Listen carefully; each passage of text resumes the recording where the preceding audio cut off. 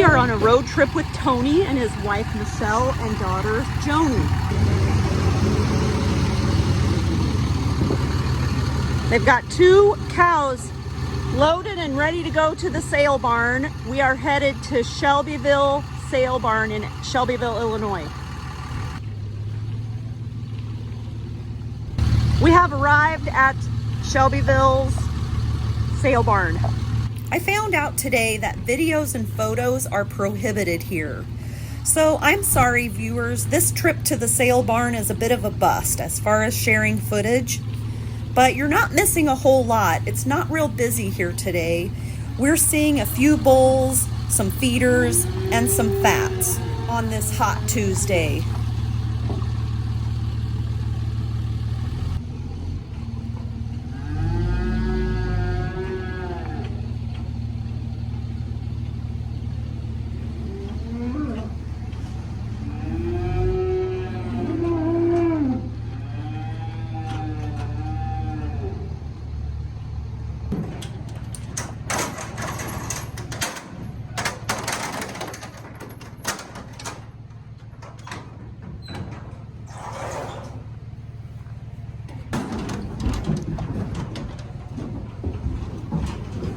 Tony said they chose to sell these 2 cows because they were down on milk and they were not bred. And as you can see, they've gotten pretty fat. So with the price of beef, now was a good time to sell.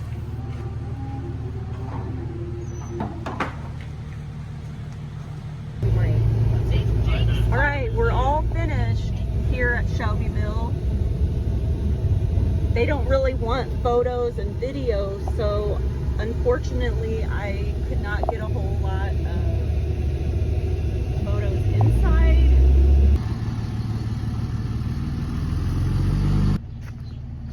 Now they're getting ready to load up a bull that's too big for the cows. So it's going to the sale barn.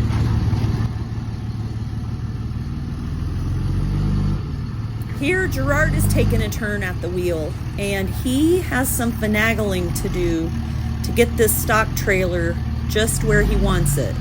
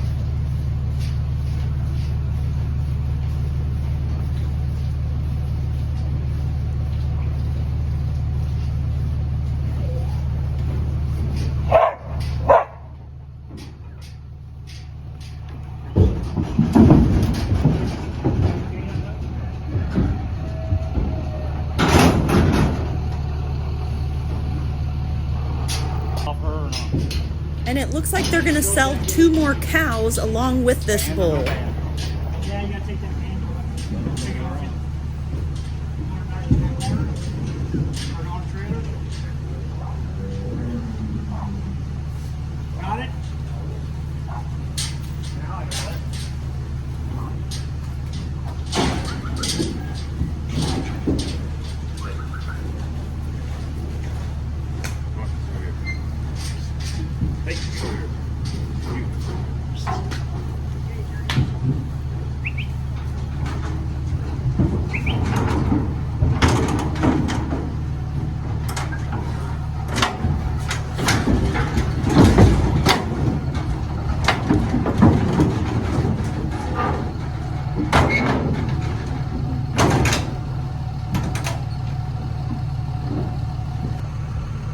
Why are you selling the 2 cows? They're down on milk, and neither one of them bred back, and they got really fat, and we can't keep them around anymore because they're not giving enough milk. So Off to the market. to the market. Gerard is leaving to take them to a drop-off point just outside of Effingham, and then tonight they will get hauled to Greenville. Greenville is where the sale barn is, and that's about 45 to 50 miles west of here.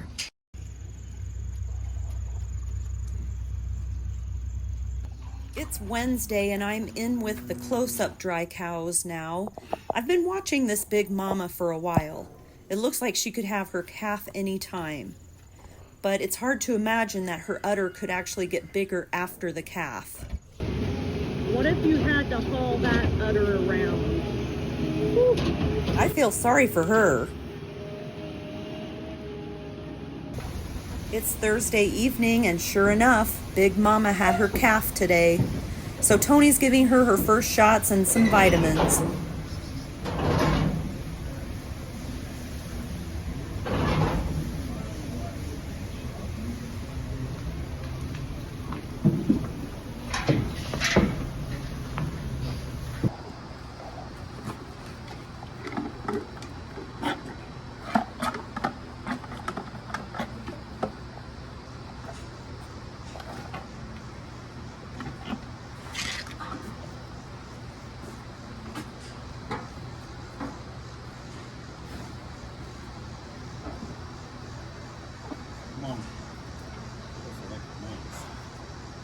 What are you waiting for her to do? They lick their nose and you know they're swallowed.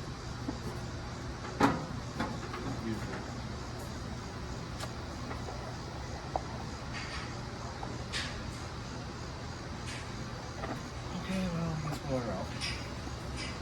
She's got an awfully large udder. Yes. How long can a cow like that last, dragging that udder around? This will be her last year. She's always had a little bit bigger udder, but it really broke down this year. So we will not breed her back. Not anything, she won't milk for a good, she'll milk good for a year.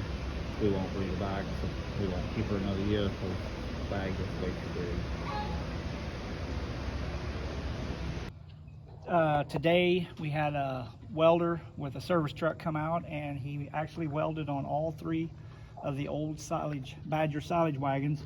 They all had he put a new brace on a new plate on top of this big beam. That's where the weight of all that wagon load comes down on, and it was wearing into this beam on both sides where this main frame of the wagon box comes down. So we lifted it up, he put a sawhorse underneath it so it won't sink back down, and then we bought some plates of steel, and he put a new plate across the whole entire thing, welded that all up, and redid a couple other things. Then we had a couple other cracks on this frame. So we got all 3 wagons done and welded up the way they need to be. So they should be good for a long time. Now we just got to oil them in tomorrow and put them away for the season. Since we got them all welded up and checked over, we will tomorrow take some diesel fuel and with a fruit tree sprayer and spray inside, do all the chains, moving parts, and get everything oiled up for the winter so things don't rust. After we got done chopping and we cleaned the chopper all up, we parked the tractor in the shed here and come through here a couple days ago and noticed there was some antifreeze leaking. Got to looking. And definitely could tell it was not the bottom radiator hose. It was all on the bottom of the platform here, and the bottom tank of the radiator is where we think it was coming from, because there was nothing wet up higher on the grills. But the radiator, Alex spent about a half a day yesterday, and then part-time it takes 2 people and sometimes takes 3 people to get it out of here. We've got it at the radiator shop. You got to take a skid loader and you gotta lift the whole entire hood off in order to get the radiator out. So it's quite a job, but we've done them before, so it can be done. And then while we had it out, we went ahead and took out the clutch fan, which that kicks in whenever it gets to a certain temperature. But several mechanics always tell us that it's good maybe just put a direct drive fan on, that way it starts cooling right away when you start that tractor. And if them clutches ever go bad, they can throw the whole fan off, or it won't turn at all, and then your tractor will overheat. We're going to keep the old clutch fan, which is right here. It's still good. It was working, but we decided while the radiator's out is the best time to put them in, because otherwise it's a hard job to get that out and get the new one back in with that radiator and everything in. But so we did that right away. The radiator, I don't know, that might be a couple days before we get that taken care of. Because you have to get it back from the shop. The shop's got to check it all over, and we told them if it's questionable that something is majorly wrong, then we'll put a new radiator in, because it's such a big job to take it out and put it back in. I don't want to have to do it right away. While we were chopping this year, I always noticed that while I'd be coming back around from the time when I just had went, and I'd always noticed there was ears of corn laying out. It wouldn't be just one here and there, it might be 2 or 3 all on a pile. So we got to looking, and this is the only thing we could figure out, the auger don't come over far enough to catch them and pull them in, and they would just start building up here, and then finally they would just come out and fall out of the head. So what I did, I got 2 of them built. This one's already got the hole drilled in, and I found a way to just mount it right there. I'm gonna leave it up about 1.5 inches. That way junk can come out, but the ears will have to stay inside there. And I got this one, I just got to drill the holes and make sure it all fits, and then I'll prime them with a primer and then paint them yellow so they match the chopper head, but I would call them like an ear saver. And it was just some real thin metal where I can bend just by putting it in a vise, and I kind of just bent it, and then I would try it and see once if it was the right bend, and a couple times I just had to do a little more bending, but they should work really good. So did your other chopper, the 2-row head, give you that idea, or did that ever do that? The 2-row head never was a problem. The way they're made, everything from them 2 rows goes all in. Being a 3-row, you got a wider head, so that's where you got that extra space on each side. And I don't know, unless there is some kind of optional equipment, I didn't see any in a book anywhere that you could actually put like what they would call an ear saver. But it was just something I had kind of been thinking about since we cleaned the head up, and just decided to start working on it and get them done. But it should work out real good. Find out next year. We haven't been in the calf barn for a while, and I sure hear a lot more bawling than I did the last time. 1, 2, 3, 4, 5, 6, 7, 8, 9, 10, 11, 12, 13, 14, 15. Look at that little miniature. 15 heifer calves, and I know that he sold some bull calves.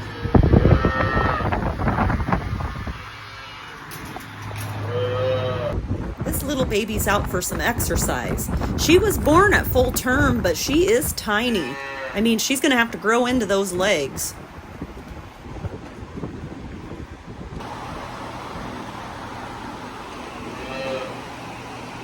Boots is about as tall as this calf.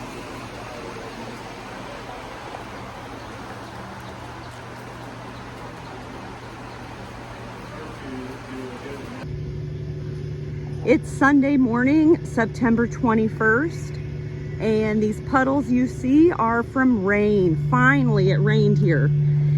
And the last check of the gauge showed about 1/2 inch here.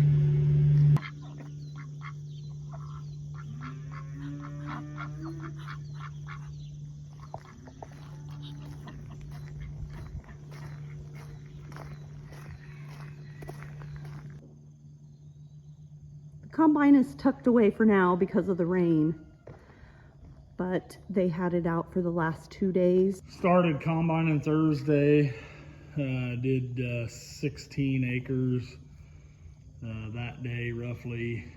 Part of the field had some green beans in it, so they didn't cut it.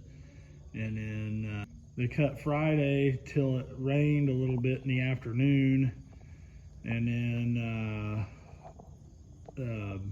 finished a field down at Weldy's, 22 or 3 acres, and finished it yesterday and barely got it done, and it started raining yesterday afternoon again.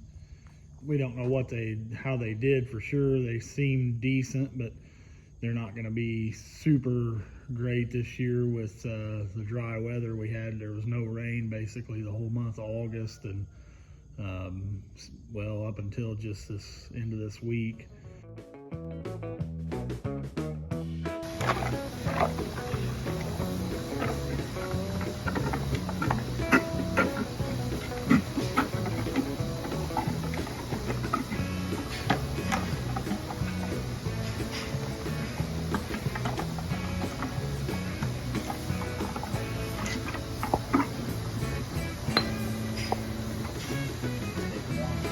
There with the calcium.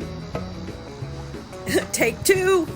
A couple other cracks on this frame that he What's up with your pants?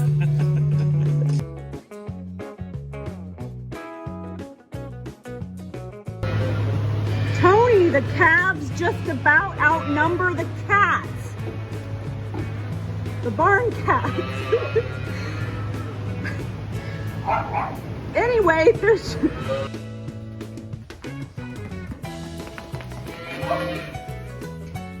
And she was running.